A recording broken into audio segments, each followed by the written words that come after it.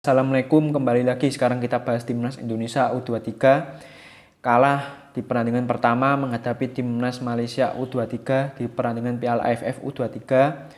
Ya wajar Timnas Indonesia kalah karena skuad ini bukan skuad utama.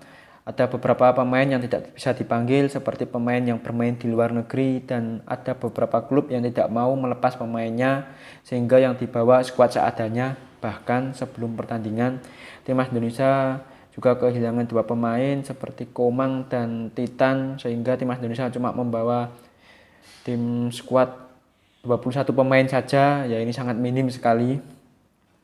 Secara permainan dari Timnas Indonesia masih sangat kurang. Dari passing, kontrol bola, komunikasi antar pemain, sangat sulit membangun serangan, dan ketika bertahan juga banyak sekali melakukan kesalahan sehingga para pemain Malaysia bisa mencetak 2 gol di babak kedua tadi.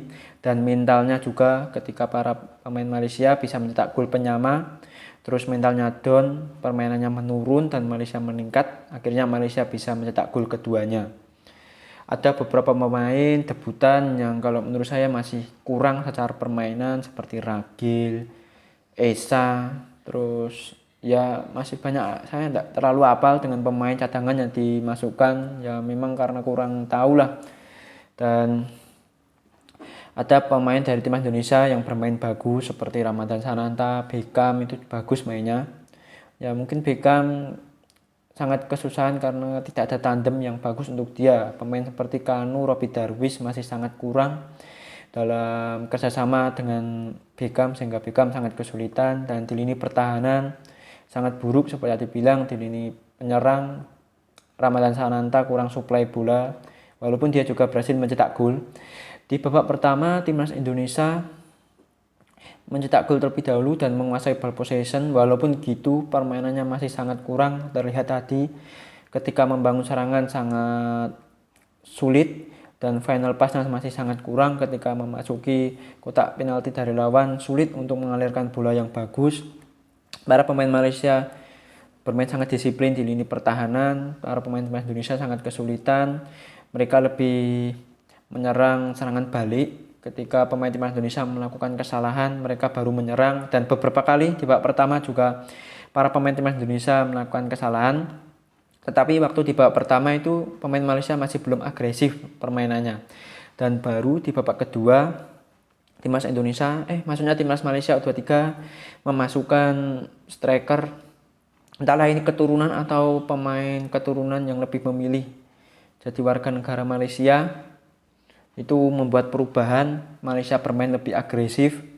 Dia juga sangat agresif ketika bermain dan dia bisa dapat penalti. Ini penalti karena kesalahan dari Kadek Arel, karena terpancing oleh pancingan dari dia sehingga mendapatkan penalti. Setelah gol itu mental dari para pemain timnas Indonesia down dan pemain timnas Malaysia makin agresif, dan beberapa menit kemudian mereka bisa berhasil mencetak gol. Itu juga karena kesalahan dari para pemain timnas Indonesia sendiri, karena salah passing, salah kontrol. Itu saja menjadi momok dari para pemain timnas Indonesia. Dari dulu memang timnas Indonesia itu kalau dari segi passing, kontrol bola ini masih buruk karena tekniknya masih kurang. Dari timnas Indonesia belum dilatih secara maksimal.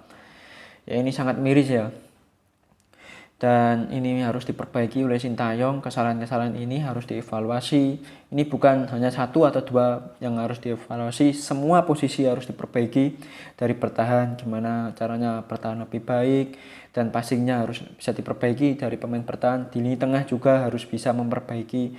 Juga pemain tengah jangan terlalu gugup, jangan terlalu lama memegang bola. Seperti Arkan tadi terlalu lama memegang bola sehingga sangat sulit membangun serangan. Kanu juga, Robby Darwish, Beckham ini bagus tapi kurang tandem saja. Dan di lini serang masih kurang dalam membuat serangan yang bagus, mendapatkan peluang maksudnya, sehingga sangat sulit. Ya tadi untung saja bisa mencetak 1 gol di babak pertama, dan di babak kedua sangat sulit membangun serangan. Ya harus diperbaiki semua lini. Ini Piala AFF ini saya nggak peduli ya mau juara atau enggak. Yang penting timnas Indonesia bisa tampil maksimal saja. Walaupun timnas Indonesia kalah, saya tetap bangga dengan timnas ini karena mereka sudah berjuang para pemainnya dengan skuad pemain seadanya, tetapi mereka bisa melawan Malaysia dengan segala kekurangannya.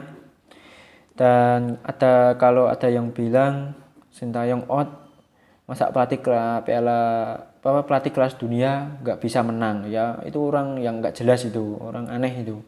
Dengan skuad seadanya masa mau menuntut kemenangan, ya aneh. Pemainnya juga pemain seadanya, pemain belum berpengalaman. Ada beberapa pemain yang belum berpengalaman di timnas Indonesia U23.